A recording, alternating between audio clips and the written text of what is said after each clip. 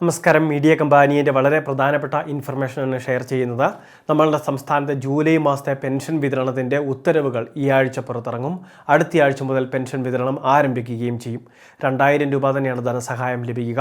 എന്നാൽ ഇത് മാത്രമല്ല എല്ലാവരെയും ബാധിക്കുന്നത്. മസ്റ്ററിംഗ് എന്ന് പറയുന്ന പ്രധാനപ്പെട്ട സർക്കാരിൻ്റെ അറിയിപ്പും വന്നിട്ടുണ്ട്. അതായത് ബയോമെട്രിക് മസ്റ്ററിംഗ് കഴിഞ്ഞ ദിവസം മുതൽ ആരംഭിച്ചിരിക്കുകയാണ്. ജൂലൈ മാസം 17-ാം തീയതി മുതൽ സംസ്ഥാനത്ത് ഇത് തുടക്കമായി.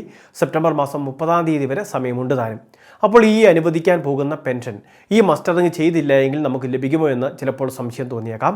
ആനുകൂല്യം ലഭിക്കുന്നതിൽ ഒരു തടസ്സവുമില്ല. സെപ്റ്റംബർ മാസം 30 വരെ മസ്റ്ററിങ്ങിന് തീയതിയുള്ളതിനാൽ ഈ ഒരു സെപ്റ്റംബർ മാസം കൂടി കഴിഞ്ഞ ശേഷം മാത്രമേ മസ്റ്ററിംഗ് ചെയ്യാത്തവർക്ക് ആനുകൂല്യം തടസ്സപ്പെടുകയുള്ളൂ. ഒരു തടസ്സവും കൂടാതെ നമുക്ക് അനുവദിക്കുന്ന ഈ വരുന്ന 3 മാസങ്ങളിലെ സഹായം അക്കൗണ്ടിൽ ക്രെഡിറ്റ് ആവുന്നതായിരിക്കും. കൈകളിലേക്കും ഇതേ രീതിയിൽ തന്നെ തുക എത്തിച്ചേരും. 2000 രൂപ ലഭിക്കുന്നതിൽ യാതൊരു തടസ്സവുമില്ല. പക്ഷേ ഈ മസ്റ്ററിങ് നമ്മളെല്ലാവരും തന്നെ പൂർത്തീകരിക്കേണ്ടത് അത്യാവശ്യം തന്നെയാണ്. കാരണം തുടർന്ന് പെൻഷൻ ലഭിക്കണമെങ്കിൽ ഇതാണ് പ്രധാനപ്പെട്ട കാര്യം. സംസ്ഥാന സർക്കാർ ബയോമെട്രിക് മസ്റ്ററിങ് ഈ വർഷം നടത്തുമ്പോൾ പുതിയ ഗവൺമെൻറ്റാണ്. അതുമാത്രമല്ല പെൻഷൻ ഗുണഭോക്താക്കളിൽ അനർഹരുണ്ട് എന്ന് നിരവധി പരാതികൾ വരുന്നുണ്ട്. അതുമാത്രമല്ല നിലവിൽ പെൻഷൻ പദ്ധതിയുടെ പുതിയ മാനദണ്ഡങ്ങൾ അല്ലെങ്കിൽ നിലവിലുള്ള മാനദണ്ഡങ്ങൾ ഇതെല്ലാം തന്നെ പരിഷ്കരിക്കുമെന്നും പുതിയവ ഇറക്കുമെന്നൊക്കെ വാഗ്ദാനം നൽകിയിട്ടുണ്ട്. അപ്പോൾ ഇങ്ങനെയുള്ള പല കാര്യങ്ങൾ ഉള്ളതുകൊണ്ട് തന്നെ ഈ മസ്റ്ററിങ് ചെയ്യാത്ത ആളുകളുടെ പക്കലേക്ക് അന്വേഷണം ഉണ്ടാകും. കൃത്യമായിട്ട് കാരണങ്ങൾ ബോധിപ്പിക്കേണ്ടി വരികയും ചെയ്യും.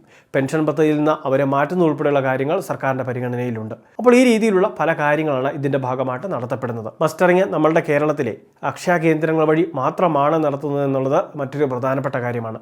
മറ്റ് ഓൺലൈൻ സർവീസ് സെൻ്ററുകൾക്ക്, പ്രത്യേകിച്ച് കോമൺ സർവീസ് സെൻ്ററിൽ പോലും ഇത് ചെയ്യാൻ സാധിക്കുന്നതല്ല.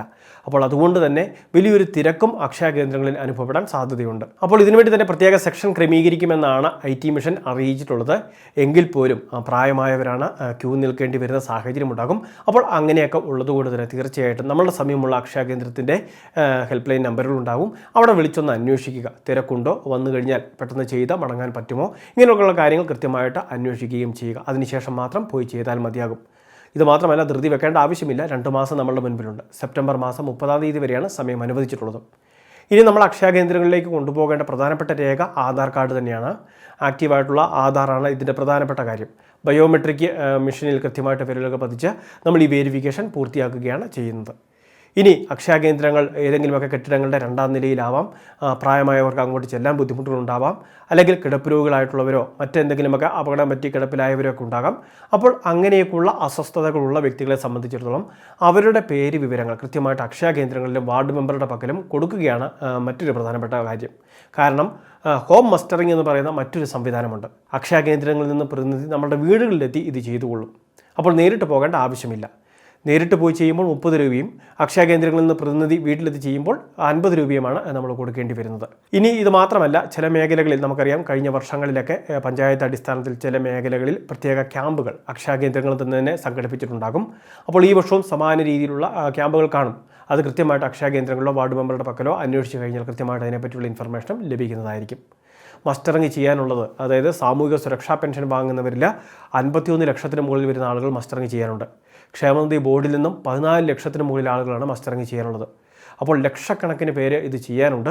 അപ്പോൾ എത്രയും വേഗം ഇതൊക്കെ ചെയ്യുക. നമുക്കുള്ള സമയപരിധിക്കുള്ളിൽ നിന്നുകൊണ്ട് തന്നെ ഈ കാര്യങ്ങൾ പൂർത്തിയാക്കുകയും ചെയ്യണം. അപ്പോൾ പെൻഷൻ ആനുകൂല്യങ്ങൾ മുടങ്ങാതെ ലഭിക്കുന്നതിന് ഈ കാര്യങ്ങൾ നിർബന്ധമാണെന്നൊരു കാര്യം പ്രത്യേകം ശ്രദ്ധിക്കുക. എല്ലാവരിലേക്കും ഈ പ്രധാനപ്പെട്ട അറിയിപ്പ് ഷെയർ ചെയ്യുക. ഇതുപോലെ ഇൻഫർമേഷൻ ചാനൽ സബ്സ്ക്രൈബ് ചെയ്യുക, ഫോളോ ചെയ്യുക.